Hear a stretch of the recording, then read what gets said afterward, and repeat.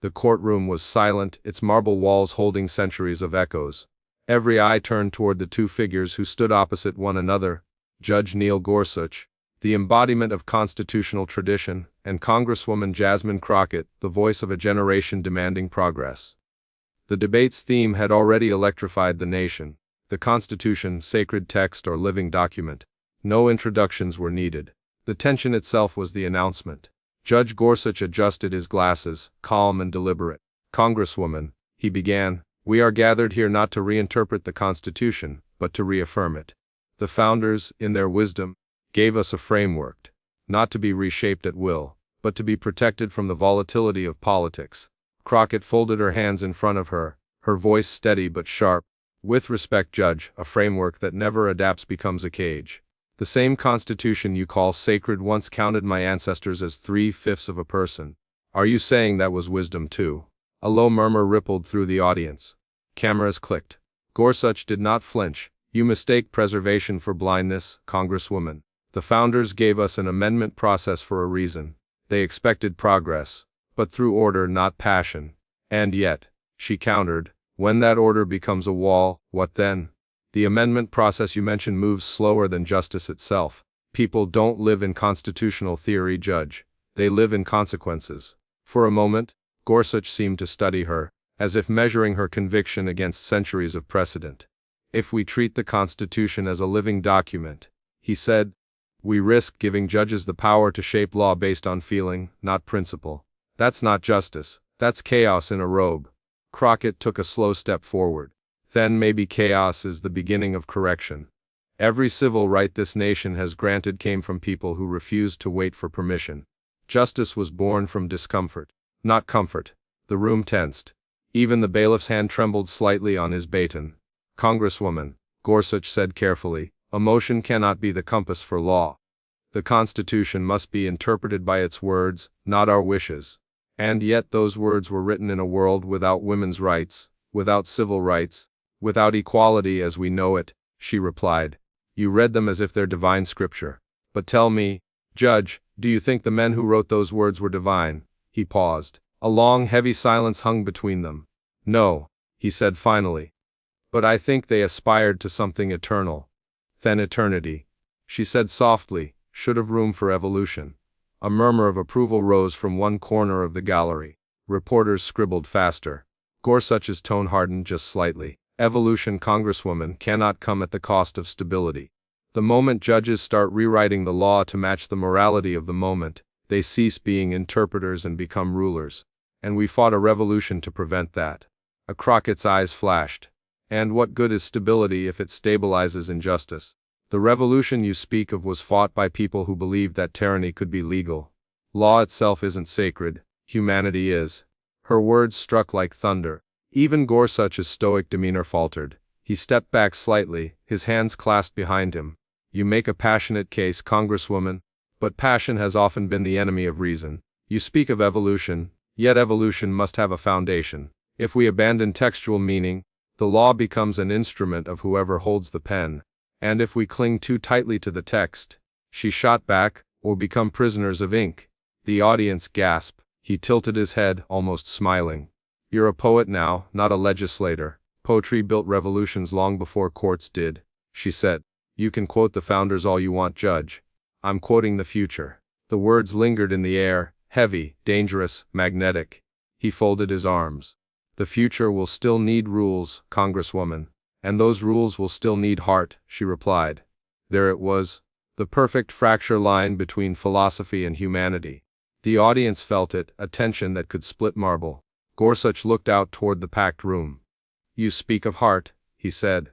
"But tell me who decides which heart guides us? The progressive, the conservative, the loudest voice, the most sympathetic face. If every generation rewrites the Constitution to fit its mood, it ceases to be a constitution, it becomes a diary." Crockett didn't blink. "And if every generation worships it without change, it becomes a tombstone."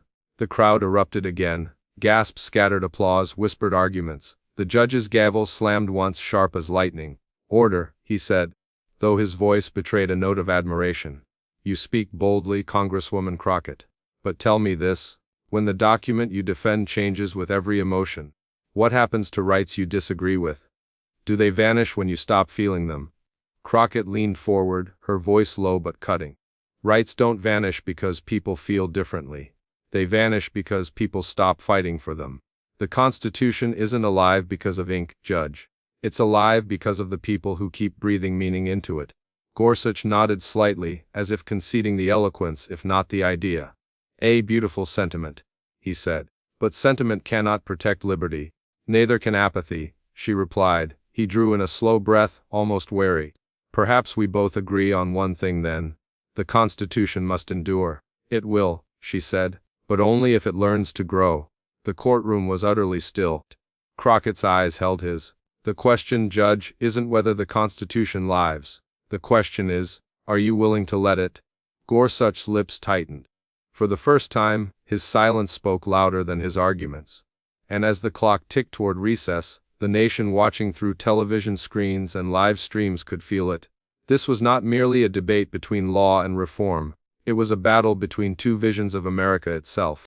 The gavel struck once more, sharp but tired. Judge Gorsuch's eyes lifted from the bench, his voice low and composed. Congresswoman Crockett, he said, you speak of the Constitution as though it's a living soul that breathes and grows with us. But it was never meant to follow the people. It was meant to guide them. Crockett didn't hesitate. Guide them, yes, but not chain them. A guide walks with you, Judge. It doesn't drag you backward. A ripple of murmurs flowed through the courtroom. Even the court reporter's fingers slowed for a moment, caught in the gravity of her words. Gorsuch's tone hardened. If judges start interpreting the Constitution through emotion or political trends, then every ruling becomes a reflection of personal bias. You call that progress, I call it judicial anarchy. And when judges hide behind outdated text to justify moral failures, Crockett countered, that's not restraint, that's cowardice with a robe on. He blinked, just once, the composure cracking like glass beneath pressure. Strong words, Congresswoman.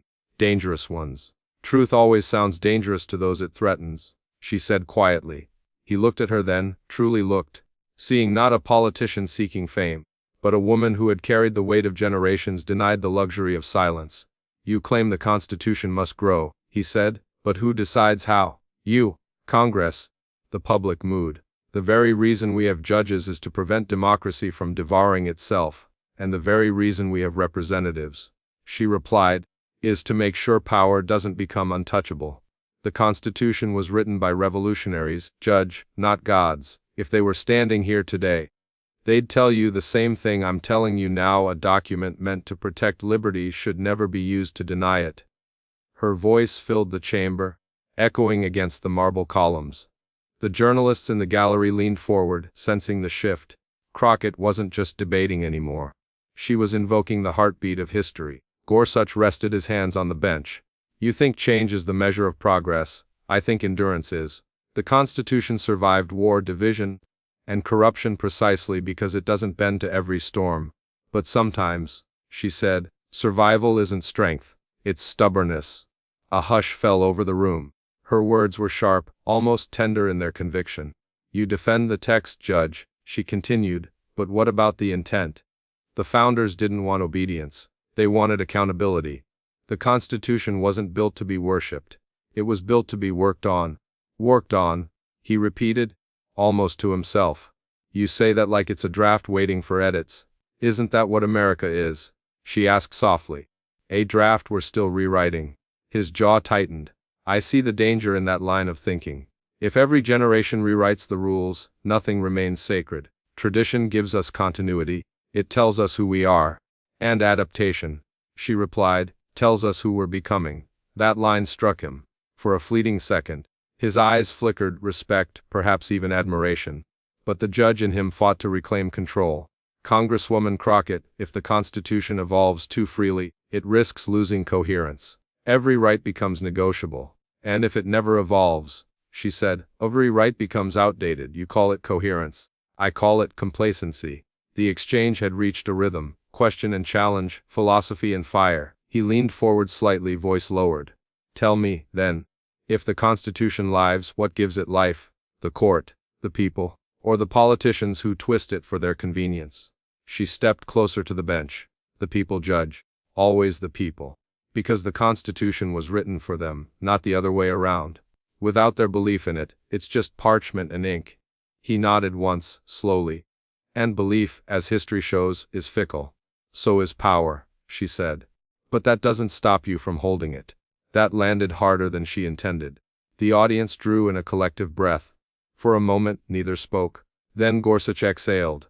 Do you know why I fear this living document theory, Congresswoman? Because I've seen how easily ideals get rewritten into agendas. Every tyrant begins with the promise of change. And every revolution begins with the courage to demand it, she answered. The silence that followed was alive, almost physical. Even the hum of the ceiling lights felt louder. You see, Judge, she said, the Constitution doesn't protect us from change. It demands it. The phrase, we the people, isn't an ending. It's an invitation. His brow furrowed slightly. An invitation to what? To make this country better than the men who founded it. It was a quiet detonation. Some in the audience clapped before remembering where they were. The gavel came down, but softly this time. Gorsuch spoke again, his tone more measured. You speak of betterment, but history shows that when the law becomes a tool for moral ambition, it loses neutrality. The Constitution must restrain, not empower, the whims of the moment. Then tell me, she said, when women fought for the right to vote, was that a whim? When Black Americans demanded equality, was that ambition? Or was that the Constitution finally remembering what it promised? He had no immediate answer. His fingers tapped once on the bench. A rhythm of thought, not impatience. Congresswoman, he said finally, you argue as though the Constitution itself can apologize. Maybe it should, she said quietly. Not because it's weak, but because we are. There was something haunting in the way she said it. Not defiant, not angry, but human. Every generation inherits a flawed document and calls it perfect, she continued. We patch the holes with amendments, but the fabric still shows the scars. That's not weakness. That's history. And pretending it's sacred doesn't heal it. Gorsuch's voice dropped to almost a whisper. And what if the healing destroys what's holding it together?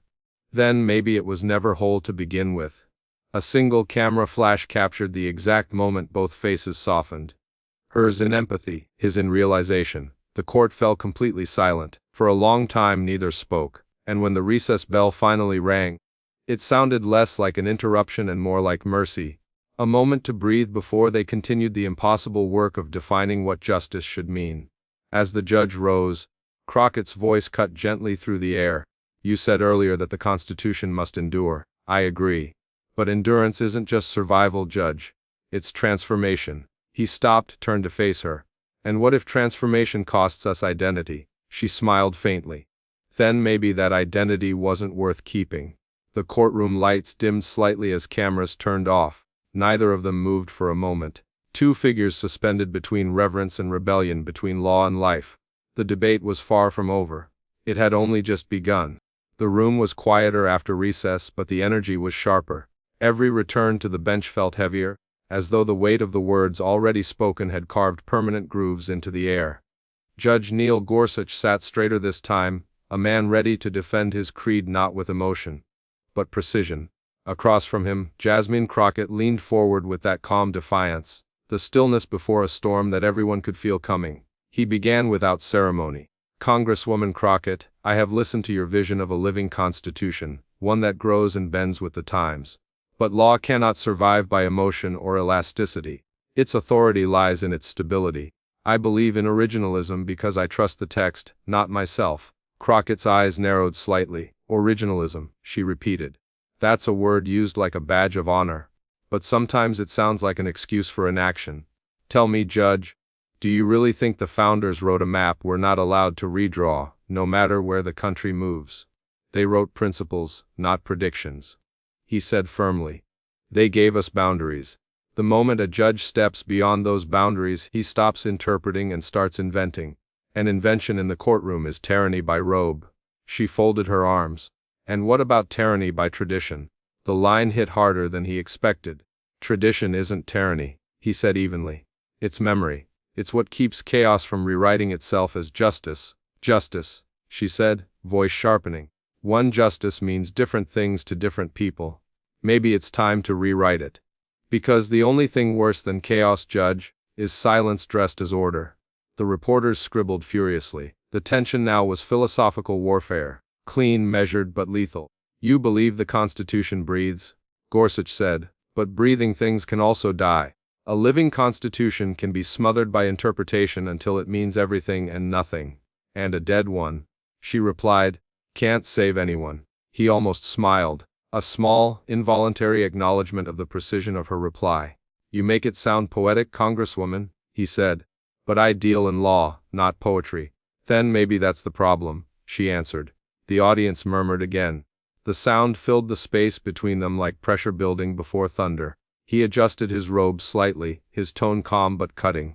You call for change, but you underestimate the danger of subjective morality. If every generation bends the Constitution to its will, then who protects the next one from yours? You're assuming the Constitution is fragile, she said. It's not. It's survived slavery, segregation, and suppression, not because it stayed the same, but because people like me refuse to read it the same way. Gorsuch leaned forward, elbows resting on the bench. Then tell me, Congresswoman, when do you stop changing it?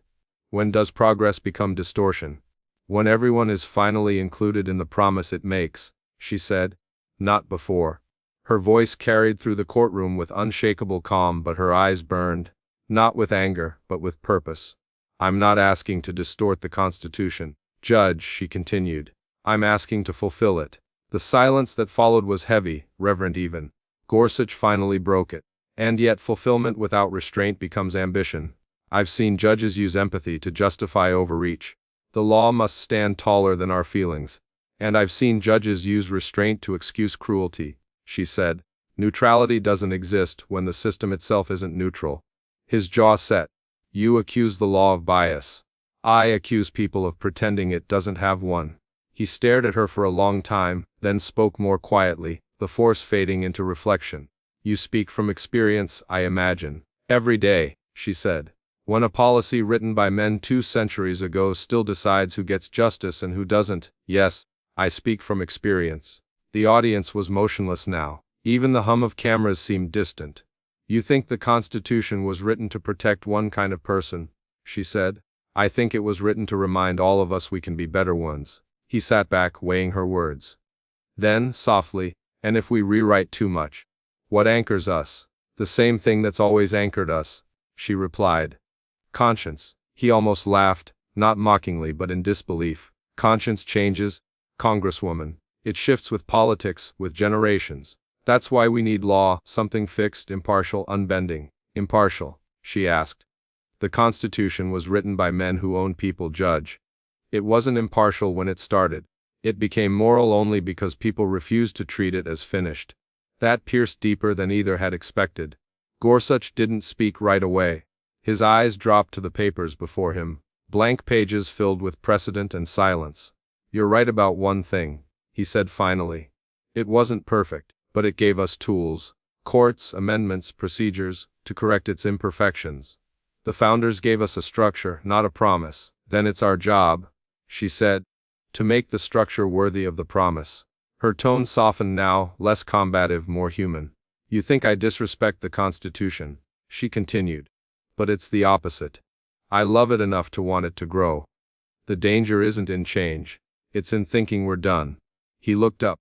You'd make a good lawyer, he said. You'd make a better judge if you stopped fearing change, she replied with a faint smile. That broke the tension for a brief moment. The crowd exhaled, laughter flickering like nervous light. But Gorsuch wasn't done. His tone shifted again, quiet but deliberate.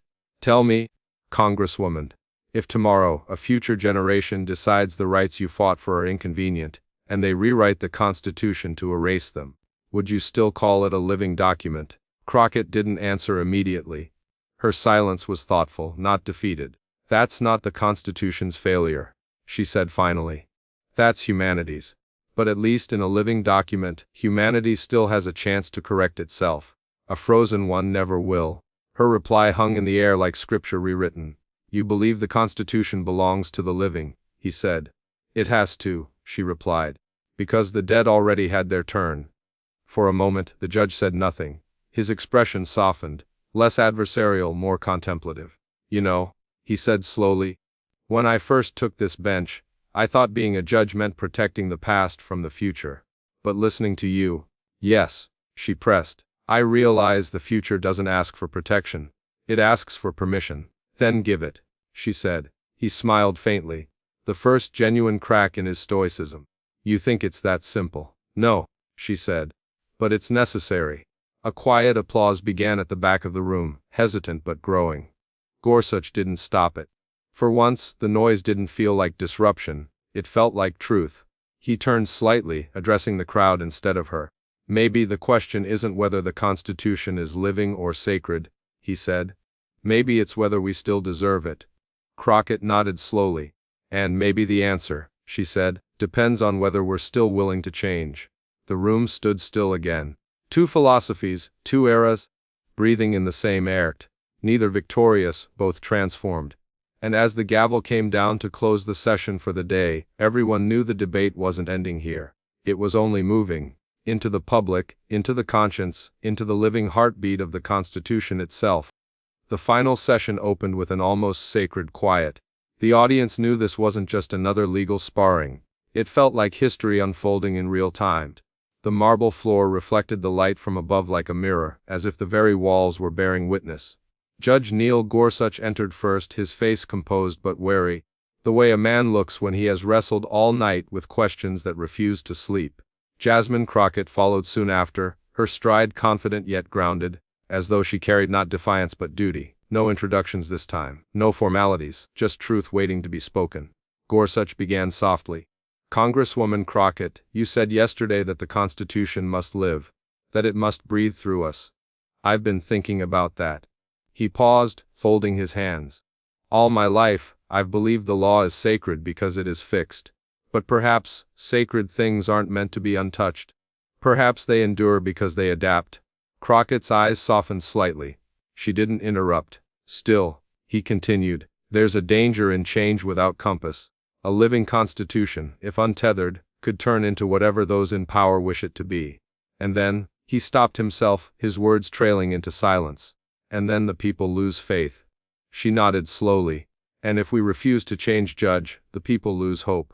Which is worse? That struck him deeply. Faith can be rebuilt, he said. Hope once lost rarely returns. Then maybe we need both, she replied quietly. The audience leaned in, caught between reverence and tension. Crockett stepped closer to the table between them. Judge, I understand your fear, truly. You think the Constitution is like a cathedral, perfect in design, sacred in meaning. You fear one wrong renovation will bring the roof down. Exactly, he said. But what if the roof is already leaking? She asked. What if it's raining on people who never got to stand inside it? Gorsuch tilted his head slightly, eyes thoughtful. Then perhaps we fix the leaks, not rebuild the church. And if the church was built without doors for everyone? He hesitated. The question landed like a slow, burning truth. Then we rebuild it, he said softly. For the first time their philosophies met, not in agreement but in understanding. Crockett smiled faintly. See, that's what I mean by a living document. It doesn't destroy, it restores. And yet, Gorsuch countered gently, restoration without reverence is rebellion. She nodded. And reverence without restoration is neglect. The courtroom fell utterly silent again. The words hung like scripture written in air. A few journalists at the back stopped taking notes. They simply listened. Gorsuch looked at her with quiet respect now. You speak with the fire of conviction, he said. But conviction without caution can be dangerous. So can caution without conviction, she replied. He allowed himself a thin smile. You'd have made a formidable jurist. And you'd have made a decent activist, she shot back, half smiling. The crowd laughed softly, not mockery but relief. But the laughter faded when Gorsuch rose from his seat. He looked out toward the audience, toward the reporters, the young law students, the everyday citizens who had come to witness something larger than politics. You know, he said, voice firm but reflective, when I took my oath as a justice, I swore to uphold the Constitution. I believed that meant guarding it from change. But perhaps it also means guarding it through change, ensuring it remains not just intact, but relevant. Crockett nodded. That's all I've ever argued, Judge. The Constitution isn't a museum piece. It's a mirror. And the reflection changes, not because the glass is flawed but because the world around it does. Gorsuch stepped closer. And yet mirrors can distort. How do we make sure we see truth, not desire? By remembering who the mirror is for, she said, not the powerful, not the judges, the people. Her voice gained force now, that commanding energy that had carried her through every hearing, every debate, every sleepless night. We call it the Supreme Court, she said, but the only thing truly supreme in this nation is the people's right to justice. And justice evolves, just like we do. He regarded her with something approaching admiration. You argue like you were born for this bench, he said. No, she smiled. I argue because people who look like me weren't born to sit on it. That line drew quiet gasps. It was more than personal. It was generational. Gorsuch didn't respond right away. Instead, he took a slow breath, then spoke almost to himself. Perhaps I've been asking the wrong question all along. It's not whether the Constitution lives or stays sacred, it's whether we're humble enough to let it teach us both. Crockett looked at him for a moment, then said, That's the first thing we've fully agreed on. He chuckled softly. Then maybe there's hope after all. Hope, she said, and accountability. She extended her hand across the table. The gesture was simple but symbolic, a bridge built after hours of battle. Gorsuch hesitated only for a second before taking it. The cameras flashed, but for once, neither of them cared. For the record, he said, I still believe in textual fidelity. And I still believe in constitutional evolution, she replied.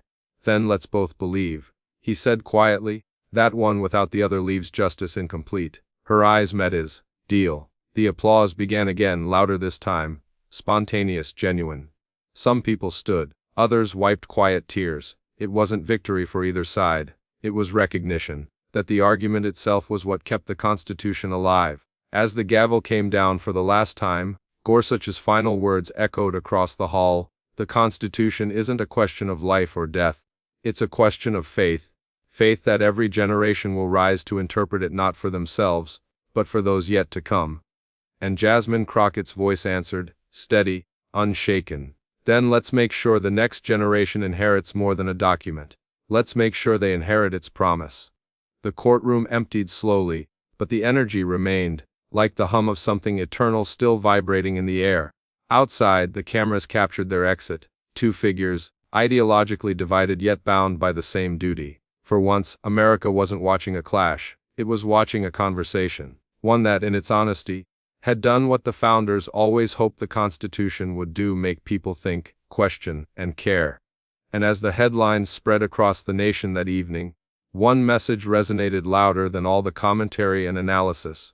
The Constitution lives not in words, but in the courage to argue over what they mean.